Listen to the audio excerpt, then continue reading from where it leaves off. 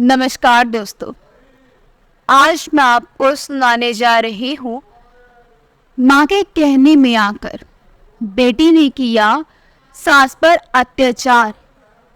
तो बेटी ने ऐसा क्या किया कि सास और पत्नी के होश ठिकाने आ गए।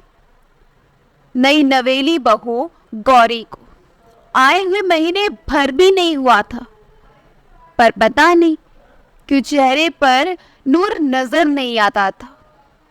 शायद किसी बात से नाराज है, हर पल यही प्रतीत होता था।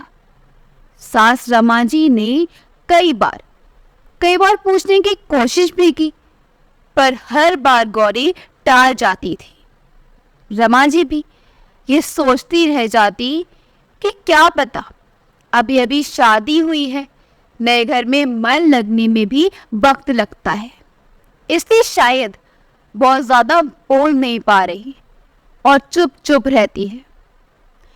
एक दिन अचानक बिना बताए ही गौरी को लेने उसका भाई आ गया। अभी नई नई शादी हुई थी, इस कारण से रमा जी ने भी मना नहीं किया। बहू के जाने के बाद रमा जी ने अपने बेटे विकास से कहा, बेटा क्या बात है, बहुत चुप चुप ही रहती है और चेहरे से भी लगता है जैसे कोई नाराजगी हो। कोई बात है क्या बेटा? पता नहीं मम्मी, मुझे तो ऐसा कुछ नहीं लगता, विकास ने जवाब दिया। शायद मेरी गलत फहमी हो, पर फिर भी एक बार मैं टटोल कर देख, क्या पता जो मुझसे ना बोल पा रही हूँ तुझसे बोल दे शायद।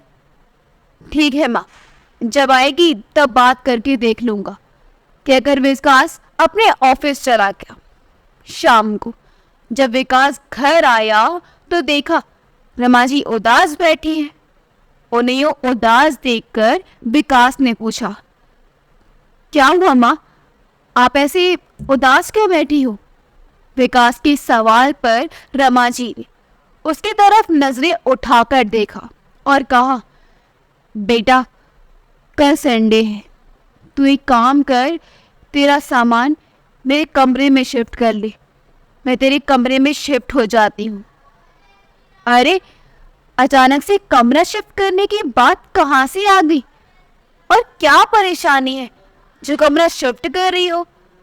विकास रमा जी के पास बैठता हुआ बोला, बेटा मैं अकेली ही तो रहती हूँ, तेरे पापा तो है ही नहीं, भला इतने बड़े कमरे का मैं क्या ही करूँगी, इसलिए बड़ा कमरा तू ले ले और मेरा सामान तेरे कमरे में शिफ्ट कर दे।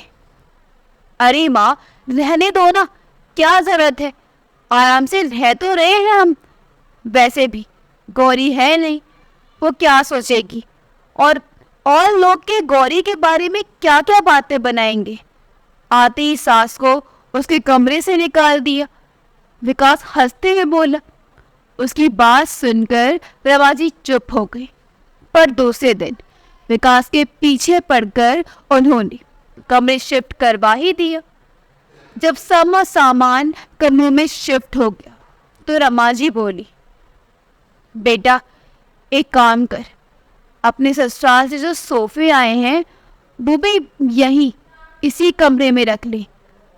उनकी बात सुनकर विकास बोला, माँ तुम्हारे दिमाग में चल क्या रहा है, पड़े रहने दो ना बाहर, मेहमान आएंगे तो बाहर बैठने के काम में आएंगे। अरे पर हमारे अपने भी तो सोफे हैं ना, वो रख लेंगे हॉल में, रमा जी ने विकास से कहा। अरे माँ कैसी बातें कर रही हो, नए सोफे हैं हॉल में, ज्यादा अच्छे लगेंगे, विकास बोला। नहीं नहीं, बहू के नए सोफे हैं, उसके कमरे में ही अच्छे लगेंगे वो। उनकी बात सुनकर विकास एक पल के लिए चुप हो गया और फिर बोला, किसी ने कुछ कहा है क्या माँ? अचानक से विकास के सवाल को सुनकर रमा जी झेप गई, फिर बोली, नहीं नहीं, किसी ने कुछ नहीं कहा, बस उसे कमरे में रख दो। आखिरकार सोफे गौरी और विकास के कमरे में शिफ्ट कर दिए गए। दूसरे दिन विकास जब घर आया तो गौरी आ चुकी थी। विकास को बड़ी हैरानी हुई क्योंकि गौरी का भी कुछ दिन आने का बिल्कुल भी मूड नहीं था। अक्सर विकास नोटिस करता था कि गौरी और रमा जी के बीच में अजीब सा तनाव था। दोनों खुलकर बात नहीं करती थी। कुछ दिनों बाद गौरी दोबारा मायके गई। उस दिन भी विकास शाम को लौटा तो रमा जी चुपचाप उदास बैठी हुई थी। विकास ने फिर इसका कारण पूछा तो रमा जी ने कहा, बेटा तू पूजा घर मेरे कमरे में ही शिफ्ट करा दे। कम से कम सुबह में पूजा करूँ तो बहू को डिस्टर्ब तो ना हो। अरे तुम्हें किसने कहा वा कि मैं सुबह डिस्टर्ब होता है? उसकी बात सुनते ही रमा जी एकदम से हड़बड़ा गई। अरे वो किसी ने नहीं कहा, पर वो क्या मुझे दिखता नहीं है? तुम लोग भी डिस्टर्ब होते होंगे। बस तू तो पूजा घर मेरे कमरे में शिफ्ट करा दे। इससे पहले कि विकास कुछ पूछता, रमा जी ऐसा कहकर रसोई में विकास के लिए चाय बनाने चली गई। अब विकास के मन में भी हलचल सी होने लगी। आखिरकार कुछ तो है। जब भी गौरी मायके जाती है तभी माँ ये सब अजीब क्यों जिद करती है? पहले कमरा और अब पूजा घर। जब गौरी घर पर होती है तब भी माँ और उसके बीच अजीब सा तनाव लगता है। कुछ तो बात है, पर माँ बता नहीं रही है। वही सोफे पर रमा जी का फोन पड़ा हुआ था। विकास ने उठाकर चेक किया तो उसमें शाम को गौरी की मम्मी का फोन आया हुआ था। विकास को सच में अब तो कुछ गड़बड़ होने का एहसास होने लगा था। उसने दोबारा रमा जी से पूछा भी, पर वो टाल गई। आखिरकार उनकी जिद के कारण विकास को पूजा घर भी उनके कमरे में शिफ्ट करना ही पड़ा। और दूसरे दिन विकास जब घर लौटा तो वाकई वो देखकर हैरान रह गया कि गौरी मायके से आ गई है। पर जब माँ ही नहीं बताना चाहती तो आखिर विकास पूछे किससे? गौरी से बात की तो उसने सिर्फ इतना ही कहा, अम्मा की इच्छा है कि वो क्या करना चाहती है तो मैं क्या कहूँ? इसके आगे विकास भी कुछ ना कह सका। पर शक का कीड़ा तो दिमाग में बैठ गया था ना। आखिर उसका शक यकीन में तब बदल गया जब कुछ दिन बाद गौरी वापस मायके गई। इस बार रमा जी ने विकास से गौरी के दहेज में आया हुआ टीवी गौरी के कमरे में लगाने को कहा। इस बार विकास बिगड़ गया। ये क्या है माँ? आखिर ये क्या लगा रखा है आपने? जब भी गौरी मायके जाती है आप बस यही बात करने लग जाती हो। इसको यहाँ सेट करो, उसको वहां सेट करो। आखिर चल क्या रहा है आपके मन में? बताते क्यों नहीं हो आप? विकास की इस तरह चिल्लाते देखकर रमा जी की आंखों में आंसू आ गए और फिर वह लगभग रोती भी बोली, बेटा मैं तो बस ये चाहती हूँ कि तुम दोनों खुश रहो। आखिर मेरी उम्र ही कितनी बची है। मेरे कारण तुम्हारा घर ना बसे, मैं ऐसा कभी नहीं चाहूंगी बेटा। रमा जी की बात सुनकर विकास हैरान रह गया। फिर बड़े प्यार से रमा जी से बोला, माँ सच सच बताओ हो क्या रहा है? रोते रोते रमा जी ने जो बात कही सुनकर विकास के पैरों तले जमीन खिसक गई। आखिर रमा जी को रोता देखकर विकास का मन रोने को कर रहा था, पर फिर भी उसने हिम्मत करके बड़े ही प्यार से रमा जी से पूछा, माँ आखिर बात क्या है? जब तक बताओगी नहीं समस्या का समाधान कैसे निकलेगा? विकास को इस तरह बोलता देखकर रमा जी ने रोते रोते ही उसका हाथ पकड़कर कहा, बेटा पहले वादा कर, तुम उसे छोड़कर नहीं जाएगा। मैं अकेली कैसे रहूंगी तेरे बिना? तेरे पापा भी नहीं है। भगवान के लिए मुझे वृद्ध आश्रम मत छोड़ना बेटा। मैं तुम लोगों को परेशान नहीं करती हूँ। पता नहीं सब कुछ अपने आप हो जाता है। अरे माँ, कैसी कैसी बातें कर रही हो? जो भी है खुलकर बताओ। और मैं क्यों छोड़कर जाने लगा आपको? मैं कहीं नहीं जा रहा। मैं बेटा हूँ आपका माँ, आपके साथ ही रहूंगा। और कौन कह रहा है ये कि आपको कि मैं वृद्धाश्रम छोड़ने वाला हूँ? ये घर आपका है, आपका। जिस दिन आपको ऐसा लगे मुझे घर से निकाल देना। जब रमा जी को विकास की बातों पर विश्वास हुआ, तब जाकर रमा जी ने बोलना शुरू किया। याद है तुम्हारी शादी के बाद जब गौरी का भाई उसे अचानक लेने आया था और वो मायके गई थी, तो मुझे तो यही लगा था कि उसके मायके वालों को उसकी याद आ रही है। लेकिन उसके जाने के बाद गौरी की माँ का फ़ोन आया था। तब मुझे पता चला कि गौरी ने ही उसे फ़ोन करके बुलाया था। समदन जी कह रही थी कि मैंने सारा दहेज अपनी बेटी और दामाद के इस्तेमाल के लिए दिया है, लेकिन आपने सारा सामान हॉल में रखवा दिया। सिर्फ एक पलंग, अलमारी और ड्रेसिंग टेबल उनके कमरे में रखकर आपने अपने कर्तव्य की इतिश्री कर ली। आपकी तो उम्र हो गई है।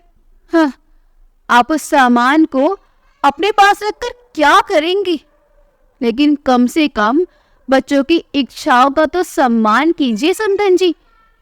अब तो मेरी बेटी उस घर में तभी आएगी तब उसके कमरे में ये सारा सामान सजेगा। अब तू ही बता बेटा कि तेरे उस छोटे से कमरे में सारा सामान कैसे आता। इसलिए मैंने तुझसे कहा कि मेरा सामान तेरे कमरे में शिफ्ट कर दे और तू मेरा कमरा ले ले। कम से कम बहू का दहेज का सामान तो आ ही जाएगा। लेकिन जब गौरी दूसरी बार मायके गई, तब भी मुझे यही लगा कि उसे अपने माता पिता की याद आ रही है। लेकिन ये भी मेरी गलत फहमी ही साबित हुई। गौरी वहां पहुंची कि थोड़ी देर बाद में ही उसकी माँ का फोन आ गया। कहने लगी कि गौरी को मेरे कारण अपनी गृहस्थी बसाने में बहुत दिक्कत होती है। बेचारी उनकी बेटी कुछ कह नहीं पाती और आपका बेटा आपका लिहाज कर जाता है। इसका मतलब ये नहीं कि आप उनका जीना दुश्वार करके रखो। आप तो सुबह सुबह अपनी पूजा पाठ करने बैठ जाती हो, लेकिन मेरी बेटी को तो नींद खराब होती है ना। देखिए समदन जी, समझाना मेरा फर्ज है। आप तो अभी अभी नई सास बनी है, पर मुझे तो दो बहुएं रखने का तजुर्बा है। बाकी आपकी मर्जी। अब समदन जी ने तुम्हारा ही नाम ले लिया था, तो मुझे लगा कि तुम्हारी भी इसमें रजामंदी है। इसलिए मैंने पूजा घर भी अपने कमरे में शिफ्ट करवा लिया। लेकिन आज सिर्फ एक एलईडी के लिए उन्हें मुझे कितना कुछ सुना दिया। कहते कहते रमा जी जोर जोर से रोने लगी। विकास खूब देर तक तो माँ को चुप कराने की कोशिश करता रहा। जब वह चुप नहीं हुई तो विकास सीधा उठकर रसोई में गया और पानी का गिलास भरकर ले आया और रमा जी को देकर चुप कराते हुए बोला, क्या कहा माँ उन लोगों ने? मुझे सब कुछ बताओ, मैं भी तो देखूं कौन किस हद तक जा सकता है। आखिर रमा जी थोड़ी शांत होकर बोली। समदन जी कह रही थी कि इस उम्र में क्या वो माया के चक्कर में पड़ी हूँ। मैंने एलईडी मेरी बेटी के दहेज में ये सोच कर दी थी कि मेरी बेटी दामाद एलईडी पर अपने कमरे में आराम से मूवी देखेंगे।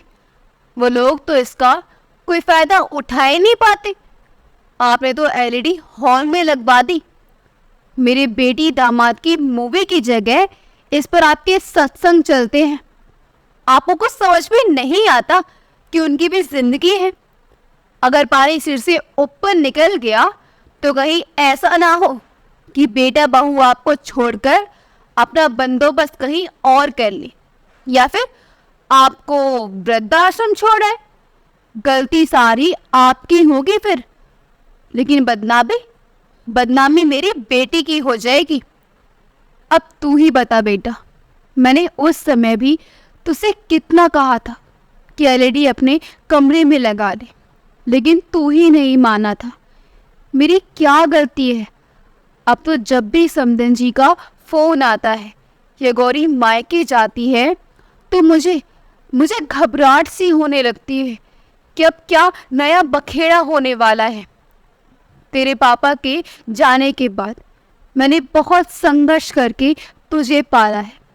सारे रिश्तेदार साथ छोड़ चुके थे। सोचा था पूरी जिंदगी संघर्ष करते हुई गई, कम से कम तेरी शादी के बाद सुकून के कुछ पल जी लूंगी। पर सच कहूँ तो अब मुझे बहुत डर लगता है।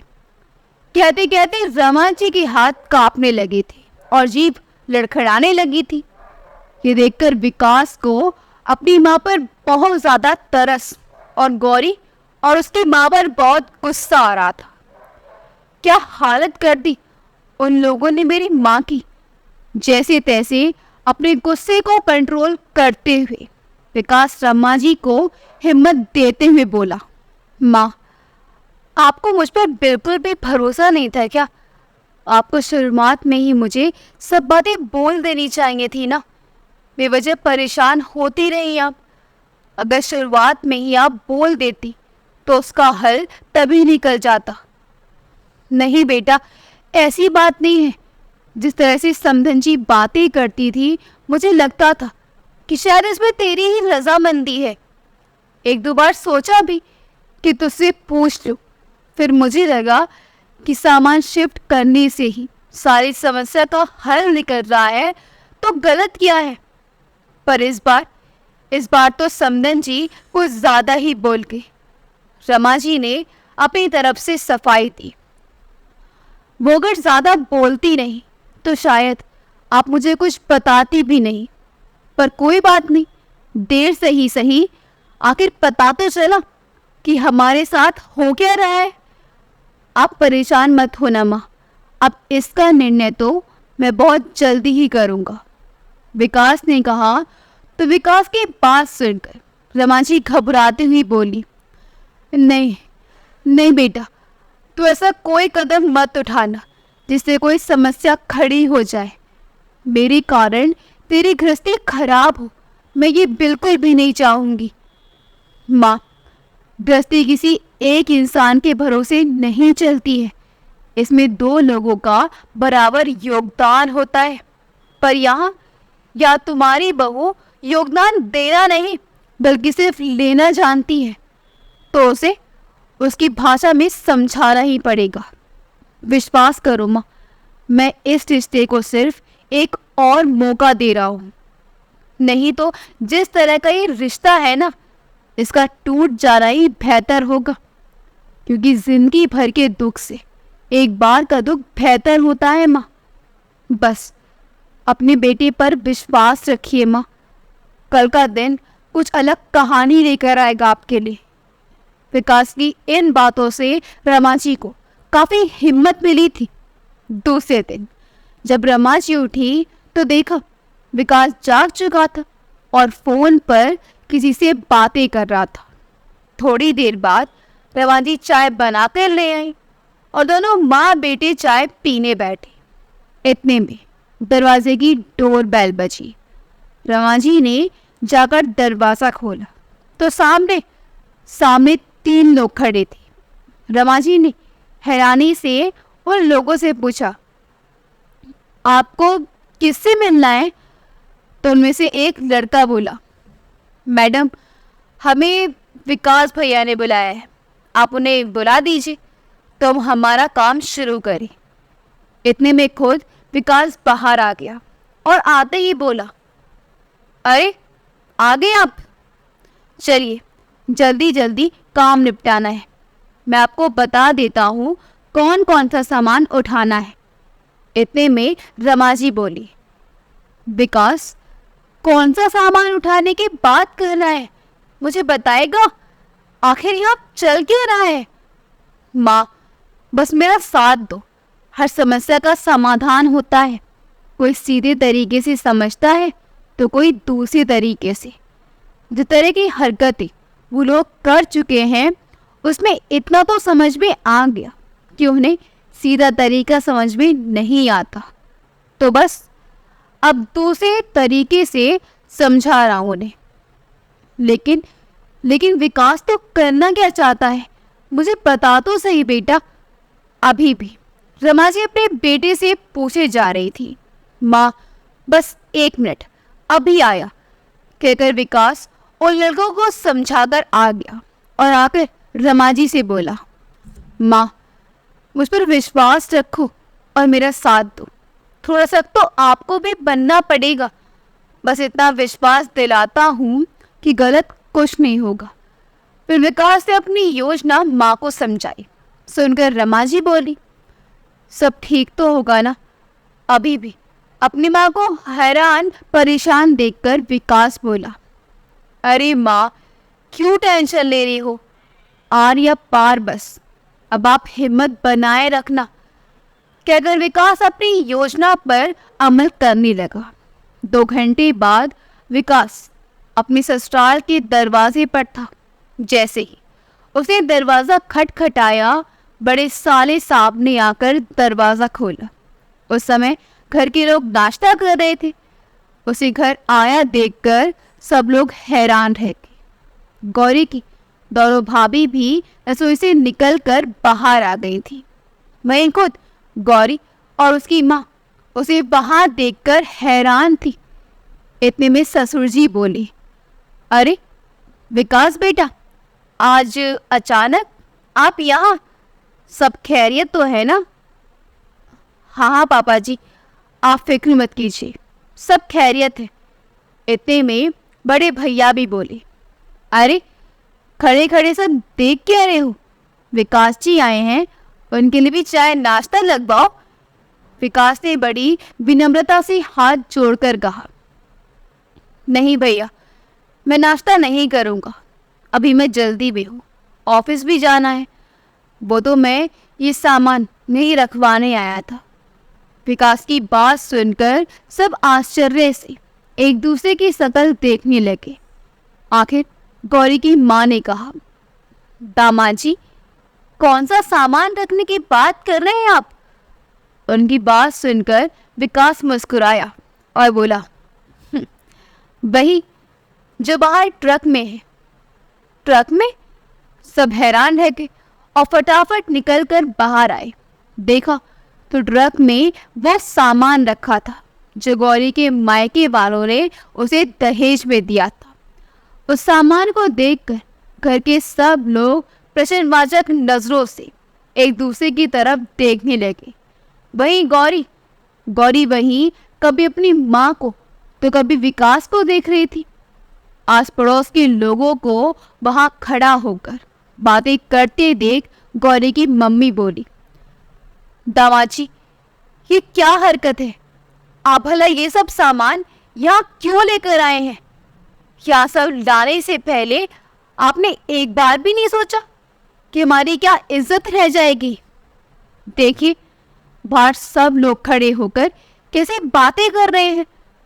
गौरी के पापा भी बोले, दामाद जी, ये सब क्या है? मुझे तो अभी भी कुछ समझ में नहीं आ रहा। विकास हाथ जोड़कर समझाते हुए बोला, देखिए ससुर जी, ये दहेज आपकी बेटी का है जिसे आप लोगों ने दिया है। लेकिन वो घर तो मेरी माँ का है जो मेरे पिता ने बनवाया था। अम्मा ने साफ कह दिया है कि या तो तुम अपना नया मकान खरीद लो या फिर जिसका दहेज है उसके घर पहुंचा दो। मेरे घर में इस दहेज की कोई भी जगह नहीं है। आखिर जब से ये दहेज घर आया है, मेरा चैन और सुकून खो गया है। तभी बीच में गौरी की माँ बोली, आप कहना क्या चाहते हैं? साफ साफ कहिए, आखिर समस्या क्या है आपकी माँ की? विकास मुस्कुरा के बोला, बस यही सासू माँ कि अगर दहेज में आप मकान भी दे देती तो आपकी बेटी को थोड़ी सहलियत हो जाती, उसे यूँ परेशान नहीं होना पड़ता और उसे बार बार यूँ मायके आकर नहीं बैठना पड़ता। विकास की बात सुनकर ससुर जी, बड़े भैया सासू माँ को घूर कर देख रहे थे। वही दोनों भगों की नजर भी सासू माँ पर ही टिकी थी। सासू माँ ने तो चुप रहना ही ठीक समझा। आखिर उनके पोल जो खुल रही थी, वो भी बेटे बहुओं के सामने। उन्हें समझ में आ गया था कि विकास को सब पता चल चुका है और इस बार समदन जी भी थोड़ी सख्त हो गई। लेकिन इतने में गौरी भी बोली, मेरे माता पिता की इज्जत की आपको कोई परवाह नहीं थी, जो आप उनका दिया हुआ दहेज का सामान यहाँ लेकर आ गए। ये भी नहीं सोचा कि मेरे माता पिता के दिल पर क्या बीतेगी। बैठकर भी तो आप बात की जा सकती थी ना। उसकी बात सुनकर विकास बोला, अच्छा बैठकर भी बातें होती हैं क्या? मुझे तो पता ही नहीं था, क्योंकि तुमने कभी हमसे बात ही नहीं की थी। जब भी कोई समस्या होती तुम तो अपने मायके आकर बैठ जाती थी। पीछे से सासू माँ फोन करके मेरी माँ को परेशान करती थी, यहाँ तक कि मेरी माँ को धमकी दे डाली कि उनकी बात नहीं मानी तो कल को बेटा बहू अलग हो जाएंगे या आपको वृद्धा आश्रम छोड़ाएंगे। क्यों सासू माँ जी, तब तुम्हें मेरी माँ के बारे में ख्याल आया था? अब गौरी से भी कुछ कहते ना बना, पर अब घर में सबको गौरी और सासू माँ के बारे में पता चल चुका था। आखिर बेटी कैसी भी हो, आखिर है तो बेटी ही। एक पिता उसका घर टूटने कैसे दे सकता था? उसका घर ना टूटे इसलिए ससुर जी हाथ जोड़कर विकास से बोले, माफ करना दामाद जी, हमें तो लगता था कि हमारी बेटी हमसे मिलने खुशी खुशी आई है, वो भी आप लोगों की रजामंदी से। पर आज तक जो हुआ सो हो गया, पर आज के बाद ऐसी कोई हरकत नहीं होगी जिसके कारण आपको ये समदन जी को परेशान होना पड़े। अब आप हमारा थोड़ा सा मान रख लीजिए। आप इस दहेज के सामान को यहाँ से रवाना कर दीजिए। अपने ससुर जी को हाथ जोड़े देखकर विकास ने उनके हाथों को अपने हाथों में लेकर कहा, माफ करना पापा जी, मैं ये सब करना नहीं चाहता था, पर जिस तरीके से कल मेरी माँ को मैंने रोते देखा, तब जाकर मैंने ये कदम उठाया था। आखिरकार ससुर जी ने दहेज की ट्रक को वापस विकास के घर भिजवा दिया और खुद गौरी और अपनी पत्नी को लेकर विकास के घर की तरफ रवाना हुए। वहां जाकर समदन जी से माफ़ी मांगी और भविष्य में ऐसा नहीं होगा इसका उनको आश्वासन भी दिया। अगर आपको हमारी कहानी अच्छी लगी तो हमारे वीडियो को लाइक करें, शेयर करें और हमारे चैनल योगी वॉइस को सब्सक्राइब कर दें। मिलते अगली वीडियो में। आपका बहुत बहुत धन्यवाद।